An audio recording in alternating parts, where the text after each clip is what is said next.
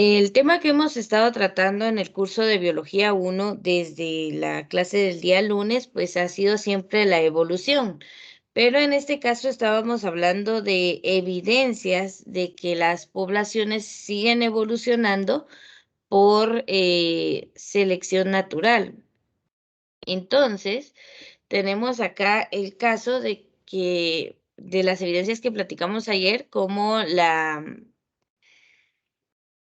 la reproducción controlada, ¿verdad? Que es un tipo, se podría decir, una evolución artificial o selección artificial, ¿verdad? Que ocurre, por ejemplo, con todas las especies caninas, con todas las razas de perros, ¿verdad? Que no es una evolución natural, sino que el hombre, pues,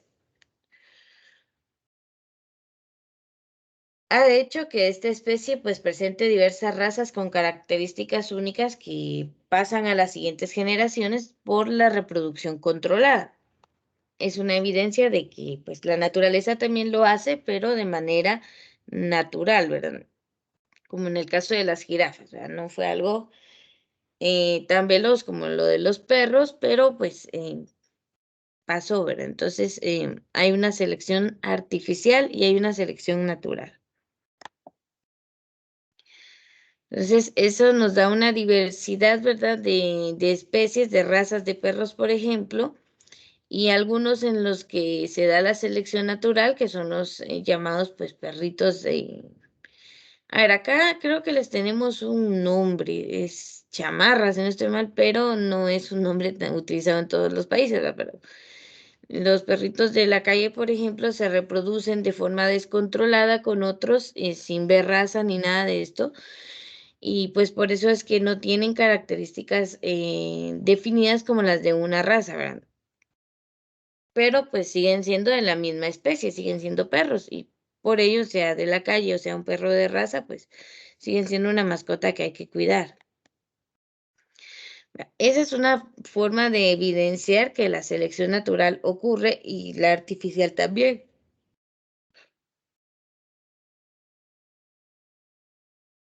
La siguiente evidencia de la selección natural que afecta a las poblaciones es que pues se sigue dando en la actualidad. Hablamos del caso de los elefantes que ahora nacen sin colmillos para protegerse, ¿verdad? Solo voy a admitir acá 2 personas. Ahí estamos. Muy bien, entonces, la lógica de la selección natural, ¿verdad? Nos brinda esa información de que si pasó en el pasado, pues ahorita también está pasando. Esa es una evidencia más de que realmente ocurre la selección natural. Y lo vimos en el caso de los elefantes, en el caso de estos guppies, con su coloración, ¿verdad? Que se adaptan a las condiciones en las que viven. Otro ejemplo fueron las especies de insectos que cada vez se hacen resistentes al pesticida, pues porque se ven obligados a adaptarse y a sobrevivir, como el caso de las cucarachas, ¿verdad? E incluso las bacterias, ¿verdad? Dentro de nuestro cuerpo con los antibióticos, pues si se adaptan y superan eso, se pueden volver resistentes y tenemos que buscar otro antibiótico para curarnos.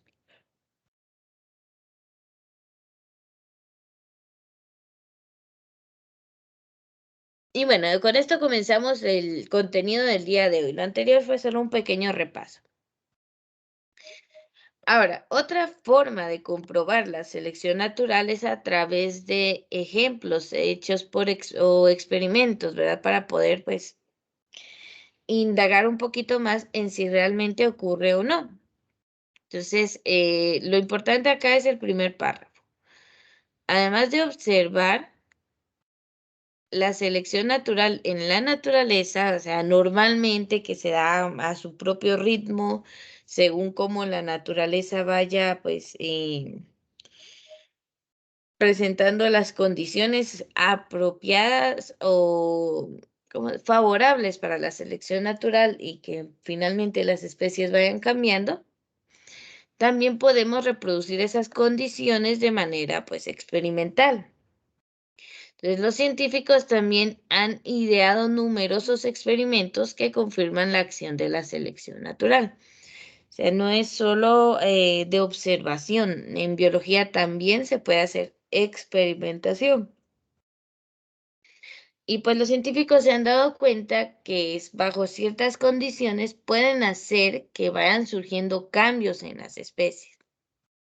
Entonces, por ejemplo, acá están viendo una, bueno, comúnmente diríamos lagartija, ¿verdad?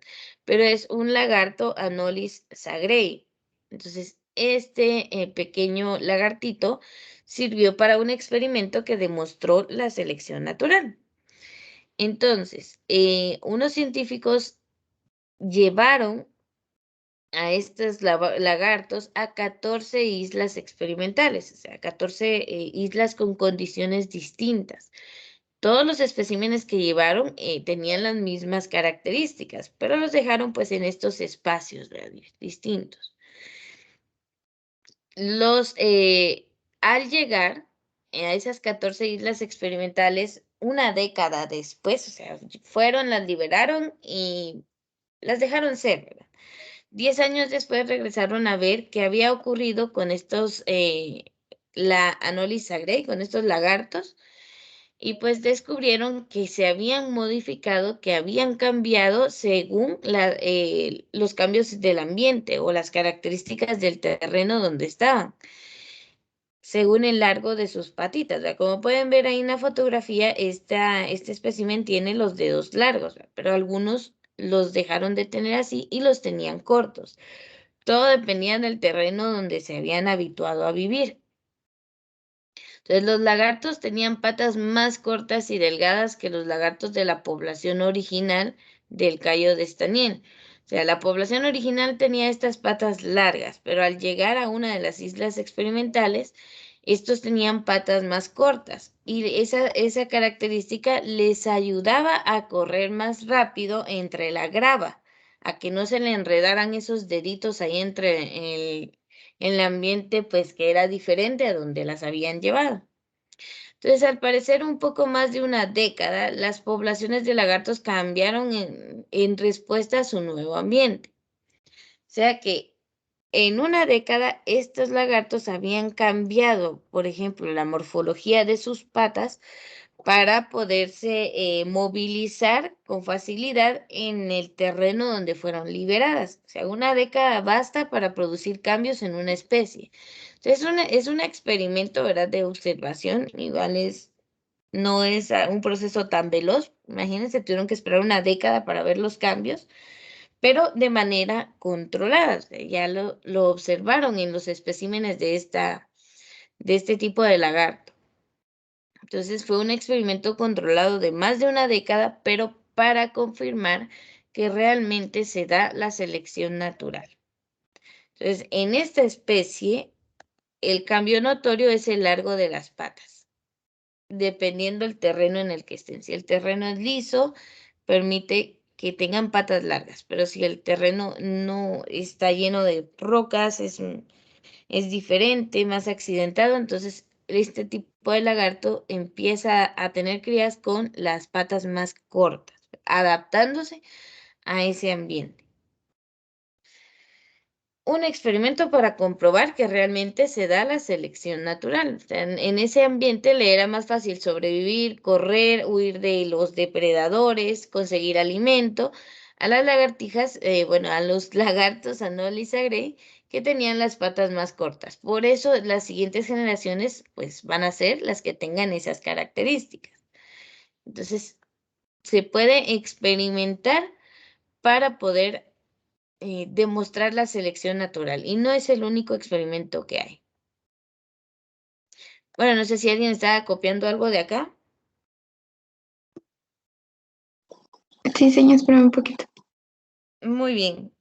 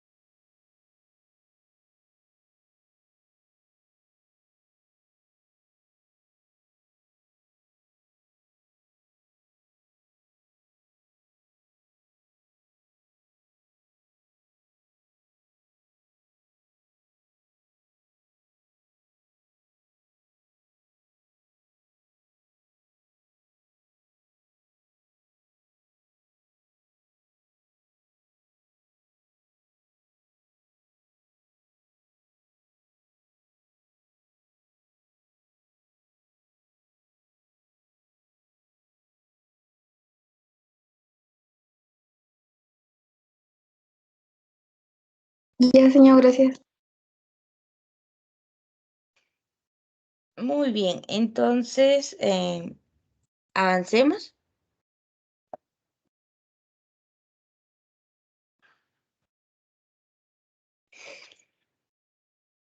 En este caso, vamos a ver otra característica, otra evidencia, ¿verdad? La selección natural actúa sobre la variación aleatoria para favorecer los fenotipos que funcionan mejor en ambientes específicos. Una pausa ahí para que entendamos primero. Seguimos hablando de selección natural acá. Variación aleatoria se refiere a los cambios que surgen en algunos individuos de una población. Recordemos que no todos son iguales, no todos los individuos. Algunos surge con algún cambio que es totalmente random, no específico, que de la nada, pues un individuo de la especie presenta un cambio, algo diferente. Algunas veces ese cambio es favorable. Entonces, pues se da la reproducción y lo pasa a sus descendientes. Estos lo pasan a sus descendientes y así se va pues diversificando en toda la población esa característica, que sea parte de su fenotipo. A ver, la palabra fenotipo hace referencia a lo físico, lo que se demuestra de nuestra genética. Genotipo es nuestro ADN. Y fenotipo es cómo se expresa, ¿verdad? Por ejemplo, si usted tiene ojos cafecitos, pues ahí está el gen para ojos cafecitos en su ADN. Ese gen es su genotipo y la expresión de este, que serían sus ojos de color café, es su fenotipo. Entonces, nos guste o no nuestro fenotipo, pues es lo que demostramos al mundo porque es la expresión de nuestros genes. Hay fenotipos pues que funcionan mejor en ambientes específicos. Entonces esas características físicas son favorables para la supervivencia y la reproducción. Entonces se empiezan a pasarse a las siguientes generaciones. Por ejemplo, tenemos el caso de las ardillas rojas, que reaccionan o evolucionaron en respuesta al calentamiento global. A ver, esto ocurre en los Estados Unidos. Las ardillas rojas son una especie que hibernaba durante el invierno, o sea, se dormían ahí para no pasar hambre en el invierno, y cuando el invierno terminaba y se daba la primavera, estas ardillas despertaban y se reproducían, ¿verdad? Porque ese era su ciclo, para que sus crías crecieran en verano o en otoño y pues para el invierno sobrevivieran. Ahora bien, debido al calentamiento global, el invierno comenzó a terminar antes. Los días se vuelven calurosos antes de tiempo, ¿verdad? Entonces, las ardillas rojas que empezaron a despertar de su hibernación antes y coincidían con la primavera, tenían sus crías y éstas sobrevivían con mayor facilidad. Ahora, las ardillas rojas que no se adaptaron a ese cambio despertaban ya como a mediados de la primavera. Sus crías tenían menos posibilidades de sobrevivir al invierno. Entonces, empezaron pues a haber más ardillas que despertaban antes, como coordinándose con la primavera. Entonces, pues la mayoría de esta población, pues ahora ya despierta antes, cabal cuando inicia la primavera.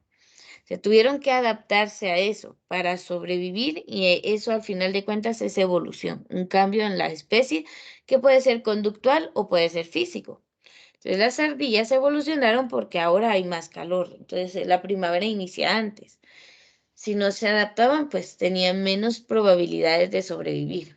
Solo aquellos organismos que se adaptan sobreviven y pasan sus características a su descendencia. Esa es la selección natural. Entonces, bueno, regresando a esto, hay dos puntos importantes que subyacen en los cambios evolutivos recién descritos. O sea, que están involucrados ahí, que son importantes para que se dé. Y son estos dos. Número uno, Las variaciones sobre las que opera la selección natural son producto de mutaciones fortuitas. A ver, vamos a lo que dije al inicio. Algún individuo de la especie presenta un cambio y resulta que ese cambio es bueno. Hay mutaciones que son malas. Por ejemplo, en el ser humano hay mutaciones en cuanto a cantidad de cromosomas y todo eso, y no siempre son buenas porque pueden dar origen a enfermedades que afectan la vida. Entonces, digamos que un individuo de esta especie cambia y el cambio es bueno y le ayuda a sobrevivir, pues esa es una mutación fortuita, una mutación pues que le va a beneficiar.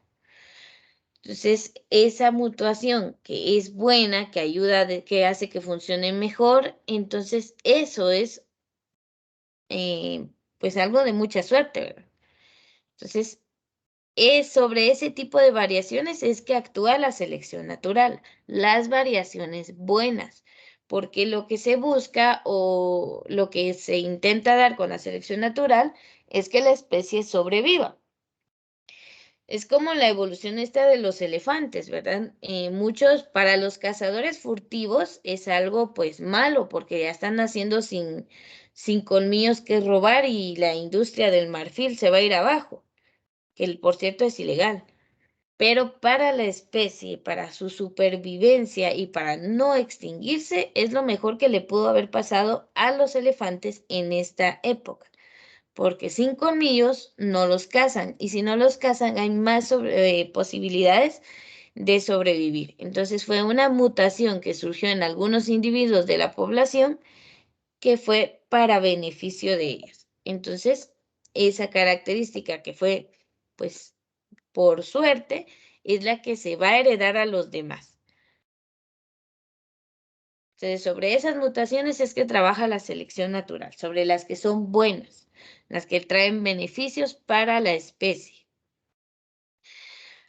Y esta es la clave de la evolución. La selección natural favorece a los organismos mejor adaptados a un ambiente. Los organismos, los individuos que se adaptan, sobreviven y se reproducen. Los que no se adaptan, pues perecen, se mueren y sus características se van quedando olvidadas.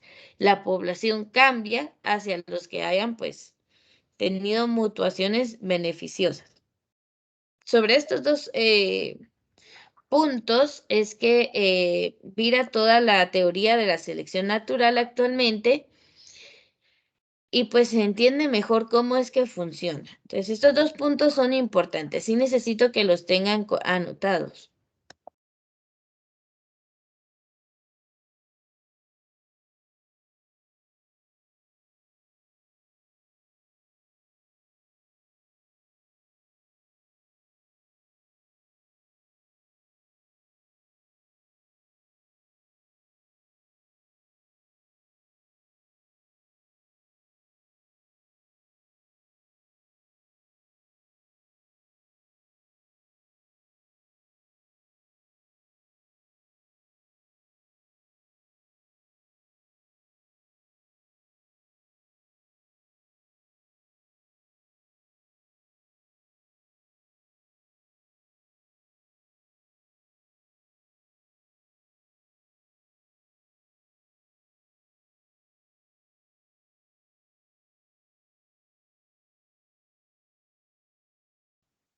Muy bien, ¿puedo cambiar de diapositiva?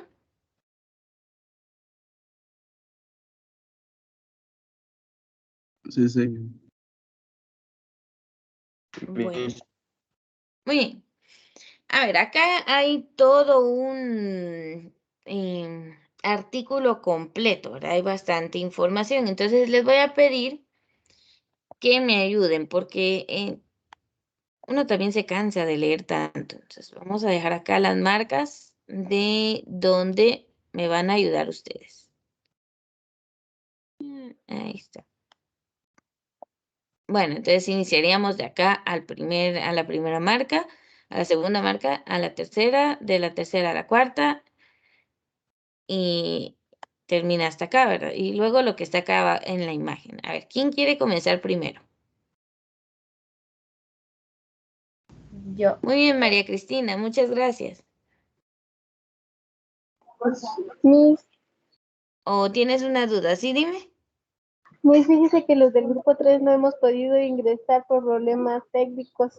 Y estamos en el colegio, pero no podemos entrar. Pero estamos todos, estamos esperando, pero no nos podemos conectar. Ah, bueno, me imagino que ha de ser por la conectividad de allá, porque acá, conforme están llegando, les estoy dando a aceptar, pero no tengo ninguna solicitud en este momento, por ejemplo. Es que no tenemos Pero, la contraseña y no recargamos. Solo unos ah, cuantos, ya. 5 le metimos. Y ahí van a estar toda la mañana ustedes, ay, que lo siento. Bueno, no se preocupen, queda la grabación de la clase siempre, ¿verdad? Y en cuanto a la asistencia, yo ya sé que es el grupo número 2, los que tienen que estar ahí. 3. Ah, es que hoy es miércoles, sí, pues. Entonces voy a anotar que es el grupo 3, no se preocupen, ahí les voy a tomar la asistencia. Muchas gracias, Miss. Muy bien. ¿Quién? Veamos acá. Jasmine, ¿tú nos quieres ayudar a leer la primera parte? Sí, Miss. Ah, va, gracias. Estudio de caso. ¿Qué tan útiles son las muelas del juicio? Las muelas del juicio son un ejemplo entre muchas estructuras anatómicas humanas que al parecer ya no se desempeñan algunas funciones importantes.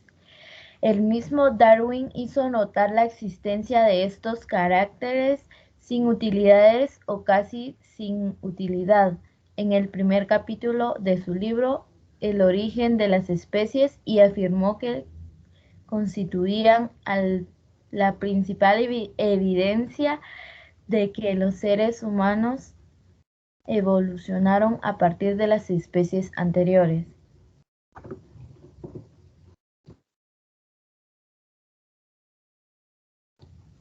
¿Sigo, Miss? Ay, no, perdón, tenía el micrófono desactivado. A ver, le vamos, gracias, Jasmine. Ahora otra persona que nos lea el segundo párrafo, por favor. Gracias, Ruth. El vello corporal es otro carácter vestigial humano, parece ser una reliquia evolutiva del pelaje que mantenía calientes a los ancestros distantes y que aún brinda calor a los parientes evolutivos más cercanos. Los grandes simios no solo se considera el vello corporal carente de función, también se conservan los erectores del pelo, las fibras musculares que permiten a otros mamíferos esponjar su pelaje para aislarse mejor.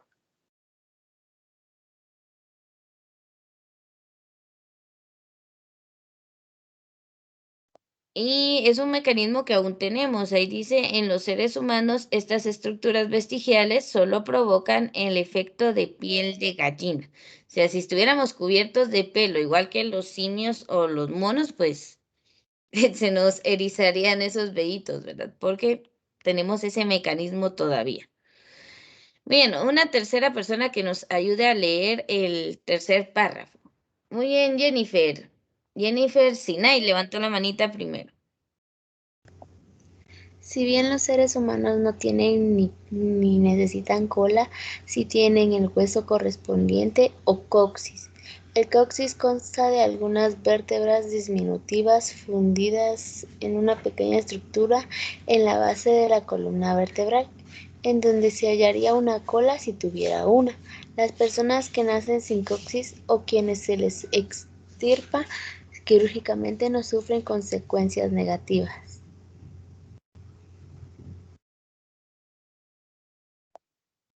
Muy bien, a ver, vayan, ya tenemos ahí 3 ejemplos de este tipo de estructuras, ¿verdad? Ahorita de ahí lo vamos a analizar. Muy bien, ¿quién nos quiere ayudar con el último párrafo donde dice considera esto, que va desde esta marca amarilla hasta la que está acá? Y ahí nos queda una última lectura. Entonces, a ver, ¿quién nos quiere ayudar a leer esa parte? Yo, señor. Muy bien, gracias. Considera esto, los defensores del creacionismo argumentan que no hay órganos vestigiales, porque si una estructura puede hacer algo, no puede... señor, aquí donde sigo. Acá en considerársele. Considerársele útil incluso si al eliminarla no se produce un efecto. Por tanto, desde esta perspectiva, las muelas del juicio no son evidencia de la evolución, porque si no se extraen, pueden utilizarse para masticar. ¿Consideras que este argumento es convincente?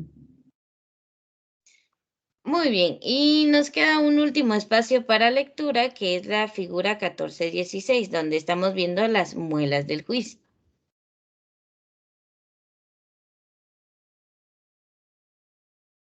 A ver, una última persona que quiera leer.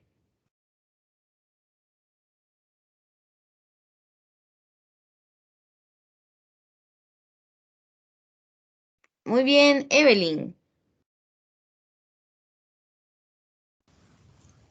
Muelas del juicio, apretadas en una mandíbula sin espacio suficiente para contenerlas.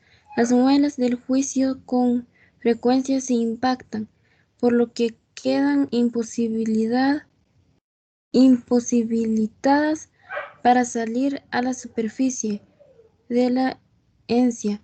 Los dientes superiores e inferior en la extrema izquierda de esta radiografía son muelas del juicio impactadas. Muy bien, veamos. Acá nos están presentando 3 evidencias de que hay estructuras vestigiales en el cuerpo humano. La primera, las muelas del juicio, que como dijo Darwin, sin utilidad o casi sin utilidad. Nuestra mandíbula ya no tiene el tamaño adecuado para esas muelas, pero siguen saliendo como evidencia de que antes teníamos mandíbulas más pronunciadas porque nos tocaba, pues, por ejemplo, masticar la carne cruda y todo eso. Pero actualmente, pues, como los alimentos son cocidos y todo, el tamaño de nuestra mandíbula se ha ido reduciendo. Pero las muelas del juicio aún les salen a muchas personas.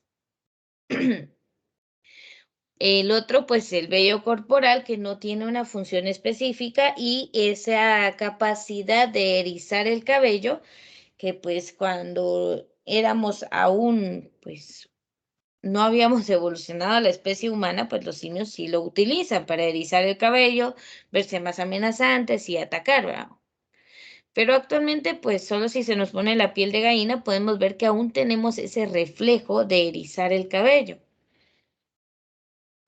Y lo último, ¿verdad? De que pues no tenemos cola, pero sí tenemos la estructura donde ésta podría salir, que es el hueso del coxis, que hay personas, como dice acá, que se los han quitado quirúrgicamente y no tienen consecuencias, porque en sí ya no debería estar ese hueso, o ya no tiene una utilidad específica, ¿verdad? Entonces, son estructuras que pues aparecen como evidencia de que antes eran funcionales y ahora ya no. Ahora, hay personas, ¿verdad? Que van hacia el creacionismo, que es pues aquella que apoya la religión, ¿verdad? Que nos dice que no son evidencias de evolución porque se pueden utilizar. Pero bueno, ¿verdad? Cada quien tiene que ver los argumentos, si le convence o no. Pero en sí las muelas del juicio más bien generan problemas cuando salen porque hacen que los dientes de la mandíbula inferior o superior se queden más apretados aún, más fácil de que se nos den caries y provocar algunos problemas. Entonces, es bastante complicado. Pero son evidencias de que evolucionamos, que antes teníamos otros mecanismos que eran funcionales en nuestro cuerpo y hoy en día pues han dejado de serlo. Y con el paso de los años, esas características van a ir desapareciendo. Incluso hay personas a las que no les salen las muelas del juicio. Se podría decir que son un poco más evolucionadas, o que sus genes pues ya no tienen la información de esas estructuras que pues a la mayoría todavía no salen. Pero bueno, así se va dando la evolución. Entonces, en el cuerpo humano tenemos varias evidencias de que la evolución ocurrió. Y yo agregaría una cuarta, ¿verdad? Que es el apéndice. Entonces, son estructuras que evidencian que sí, pues pasamos por un proceso de evolución. Para ir entonces terminando este tema de las poblaciones, pues en conclusión, ¿cuáles son las evidencias de que las poblaciones evolucionan por selección natural? Tenemos que muchas líneas de evidencia indican que la selección natural es el principal mecanismo que dirige el cambio en las características de las especies a lo largo del tiempo, y incluidas las siguientes. Vamos a ver esas evidencias. Entonces, primer punto, todos ya sabemos que el mecanismo de evolución es la selección natural. A ver, recuérdenme el nombre de los dos científicos que dejaron los principios de la selección natural, que estudiaron sobre esta teoría de la evolución. Charles Darwin. Darwin y Wallace. Bien, Darwin, que lo estamos viendo acá, y Wallace también, ¿verdad? Los dos. Entonces, principal mecanismo de la evolución, la selección natural. Entonces, veamos sobre qué características se basa esto. Primero, los caracteres heredables han sido modificados rápidamente en poblaciones de plantas y animales domésticos mediante la reproducción selectiva de los organismos con características deseadas, o sea, la selección artificial. Significa que el ser humano ha hecho evolucionar a las especies que desea, pues controlando su reproducción, simplemente con ver a las razas de perros o plantas que cada vez son más hermosas y todo, pero son pues hechas no de manera artificial al 100%, pero sí obtenidas por procesos de selección artificial. Entonces, las inmensas variaciones en las especies producidas en pocos de miles de años de selección artificial por los seres humanos hacen pensar de manera casi inevitable que los cambios mucho más grandes pudieron realizarse por efecto de cientos de millones de años de selección natural. O sea, lo que la naturaleza hacía en millones de años, el ser humano lo está haciendo en miles, cientos o incluso décadas. Por ejemplo, en plantas, esas bandejas de elotes que uno compra para hacer un caldito o algo, esas bandejas son elotes que han sido modificados genéticamente para obtener esa, pues, perfección que tienen. En cuanto que los elotes criollos, los de que se dan naturalmente con las semillas que utiliza el agricultor y todo, pues son totalmente diferentes a esos de las bandejas. Ahí entra la selección artificial.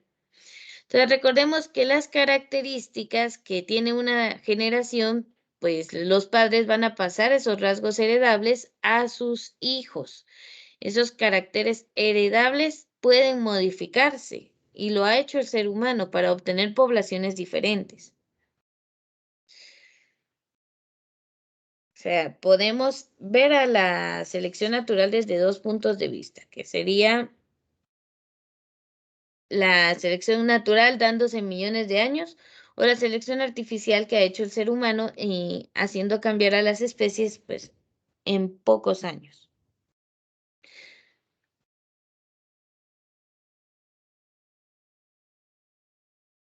¿Preguntas hasta el momento o sí se va entendiendo el tema?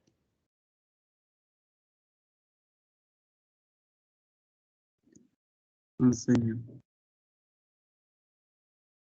No de no hay preguntas o no de no se entiende. Sí se entiende, Miss, y muchas preguntas. Muy bien.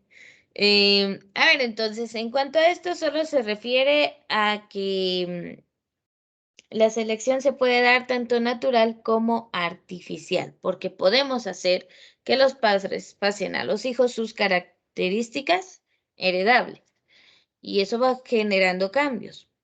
En la naturaleza pues tarda miles de años, millones, y artificiales pues en poco tiempo podemos obtener resultados. Ojo que eso no es 100% bueno. hay razas de perros en las que realmente se cometieron errores y son perros de carácter muy inestable, con muchas enfermedades. Entonces, no siempre la selección artificial es tan sabia como la selección natural. Entonces, como dije en puntos anteriores, la selección natural propicia las mutaciones fortuitas, las buenas, pero a veces en la selección artificial generamos mutaciones que no son muy buenas y le generan problemas. Si ustedes investigan sobre cada raza de perros, se van a dar cuenta que hay algunas que ya genéticamente son propensos a ciertas enfermedades. Eso es porque no se hizo muy bien el cruce y pues ya es propio de esa raza por su genética. Entonces no siempre la selección artificial va a ser la mejor. La selección natural es más sabia. Y lo último que nos queda para ya ir pues concluyendo este tema es que la evolución se observa en la actualidad. Las actividades tanto naturales como humanas modifican drásticamente el medio ambiente al cabo de periodos breves. O sea, ya no se necesitan millones de años para que haya evolución. Se ha observado que las características heredadas de las especies cambian de manera significativa en respuesta a estos cambios ambientales. Recuerden que un fundamento de la selección natural es la adaptación. Si se adaptan al entorno, sobreviven. Por ejemplo, estamos viendo acá el caso de los elefantes. Los que nacen con colmillos aún, pues cada vez son más cortos y algunos ya nacen sin colmillos. Sabemos que es para sobrevivir porque su depredador natural, pues lamentablemente es el ser humano. Y algo que pues preocupa también es la cantidad de especies que están pues extinguiéndose. En los últimos 100 años se han extinto más especies que lo que ha pasado en millones de años. O sea, el éxito que habían tenido los seres vivos en el planeta Tierra, muchos no lo están pudiendo repetir en estas décadas. Y pues el ser humano está muy involucrado en eso, ¿verdad? En la pérdida de especies. ¿Por qué? Por las actividades que realiza para obtener recursos, la explotación del suelo y de las mismas especies en sí. Entonces, la evolución se está dando actualmente, ¿verdad? ¿A dónde iremos a parar? Dijo la canción, pues no lo sabemos, porque hay muchas especies que se están perdiendo. De todas las que teníamos, por ejemplo, en la era de hielo, que eran especies de mamíferos enormes, pues muchos de estas se han perdido y pues bueno, uno de los más exitosos, las ratas, ¿verdad? Que han estado desde la era de hielo. Pero entonces la evolución es un proceso constante, actual, también se sigue dando. Y todo eso nos da evidencias de que realmente la evolución existe y que van cambiando las poblaciones gracias a la selección natural. Entonces, por el día de hoy aquí vamos a dejar el tema. Voy a detener la grabación y seguimos platicando en la próxima clase.